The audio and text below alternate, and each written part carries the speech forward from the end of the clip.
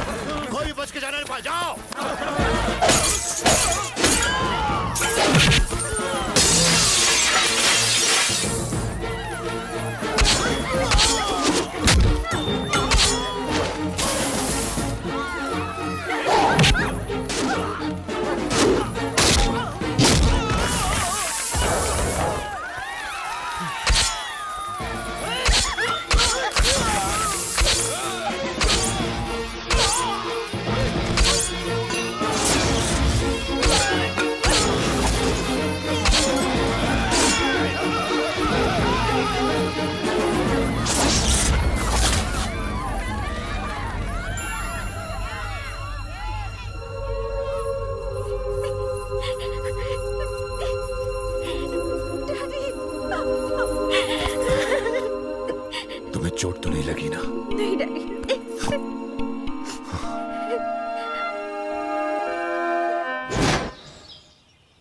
बैठो।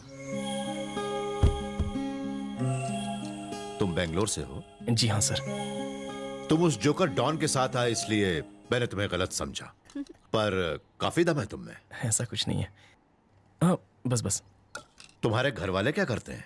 मेरे पापा ऑडिटर है सर, माँ हाउस वाइफ है, बड़ा भाई बैंक में काम करता है, दूसरा भाई प्रोफेसर है और छोटा भाई इंजीनियरिंग कर रहा है और छोटी बहन एमकॉम कर रही है। तुम कितना पढ़े लिखे हो?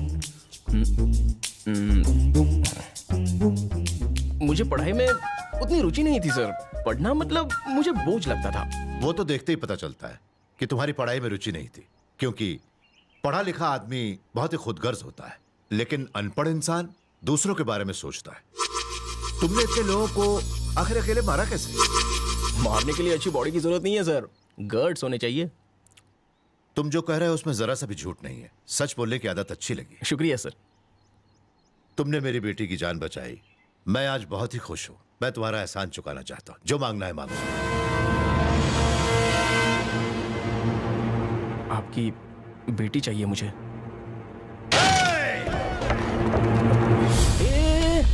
ठंडा लो यार, बात तो पूरी करने दो। सर आपने बोला जो मांगना है मांगो, तो मैंने मांग लिया। आप अपनी बेटी की शादी किसी से तो करवाएंगे ना, तो मुझसे करवा दीजिए। चुप साले, तूने ये सोच भी कैसे लिया? भाई ने थोड़ी इज्जत दी तो सर पे जाके बैठेगा? इसे उठाकर बाहर फेंक दो।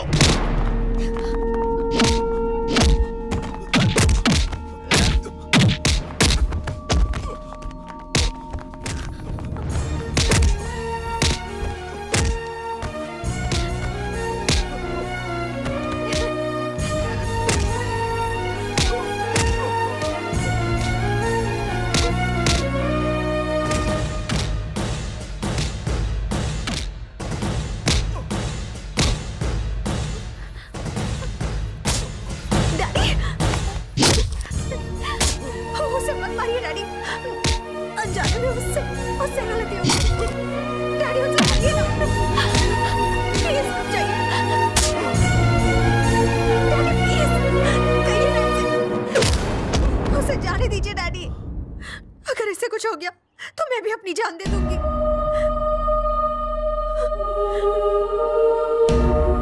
मैं रॉकी से बहुत प्यार करती हूँ, मैं उसके बगैर जिंदा नहीं रह सकती।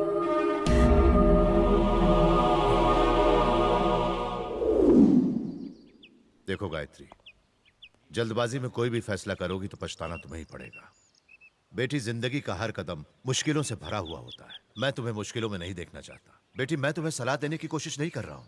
तुम्हारे भविष्य की चिंता तुमसे ज्यादा मुझे है। तुम तो जानती ही हो, मैं जिंदगी को हमेशा प्रैक्टिकल नजरिए से देखता हूँ। तुम पढ़ी लिखी हो और वो अनपढ़, दोनों के बीच ईगो प्रॉब्लम शुरू हो जाएगी। छोटी लड़ाइयाँ बड़ी झगड़े का रूप ले लेंगी। तुम रोते हुए घर आओगी, अपने किए पर पछताओगी, लेकिन उस वक्त बहुत देर हो जाएगी। बेटी, तुम मेरी बातें याद रखना। आप समझते क्यों नहीं है?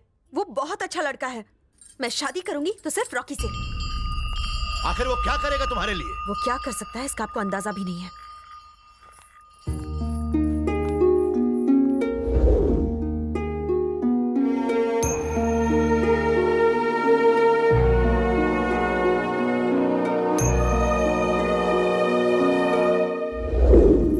वो मुझे फट्टू समझता है। सही समझता है। मैं बाहर से नारियल, अंदर से पपीता हूँ। पैर मैं दबाऊं और गुजराती थाली खाए तू। स्वीट डिश में रबड़ी खाने के बजाय तुझे उससे रोकड़ा लेना चाहिए था। वापस स्लीपर क्लास में जाने का खर्चा तो निकल जाता और बाकी पैसों से हमारा फ्यूचर बन जाता। वो तो अपनी दौलत लुटाने को तैयार था, पर ये खुद लुट कर आ गया। दुश्मन की गाड़ी। मारने के लिए मत निकालिए इसे। मारने नहीं, भागने में आसानी हो इसलिए निकाल के तुझे दे रहा था। मैं जाकर बाथरूम में छुपता हूँ।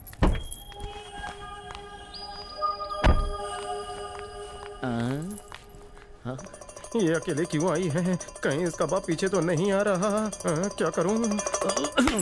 कांप मत प्रेम, रास्ता नाप। हमेशा तो बॉडीगार्ड्स लेके घूमती रहती हो, आज अकेली आ गई। अब उनकी जरूरत नहीं है। क्यों? डैडी ने हमारे रिश्ते को कबूल कर लिया है। ये तो शरीफ विलन लगता है। इसे शहर का शरीफ बना दो। तुम जल्दी से घर जाओ, अपने परिवार को लेकर आओ और डैडी से मेरा हाथ मांग लो। Bad luck. मेरे करियर की 50वीं शादी मेरे आशीर्वाद के बिना की जाएगी, पर फिर भी मैं खुश हूँ। अरे बहुत उछलना बंद करो यार। रॉकी, आज मैं बहुत ही खुश हूँ कि तुम दोनों की लव स्टोरी का मेरी वजह से रिजल्ट निकला है। अब तो तुम मानते हो ना, मैं प्रेम पुजारी हूँ।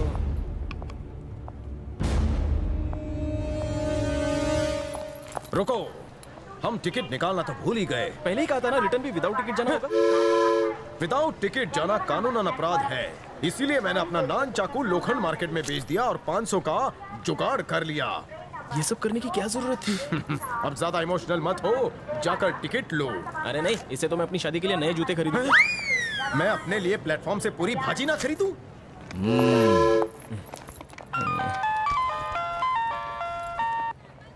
अरे भाभी, हेलो। हाँ बोलो भाभी, कैसी हो?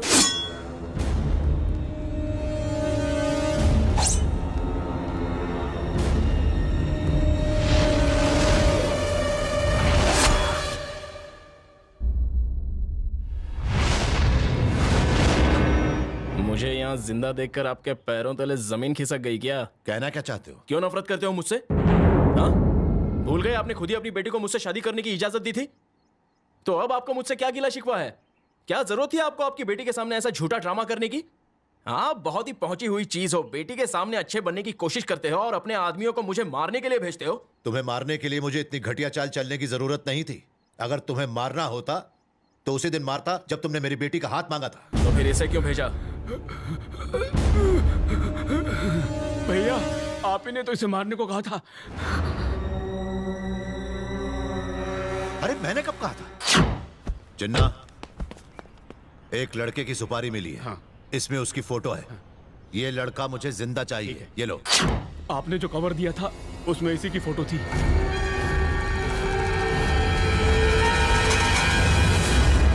हो गया ड्रामा खत्म। वो सब बातें जाने दो। तुम काशी अंगारा को तो जानते हो ना? सेंट जेवियर्स कॉलेज मालूम है?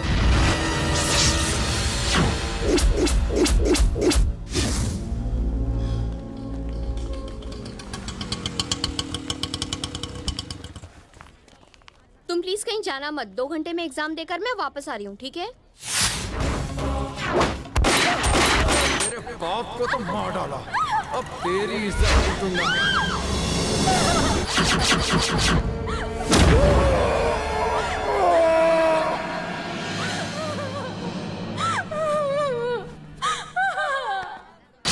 उसके बाद तुम वहां से चले गए, लेकिन आगे क्या हुआ तुम नहीं जानते।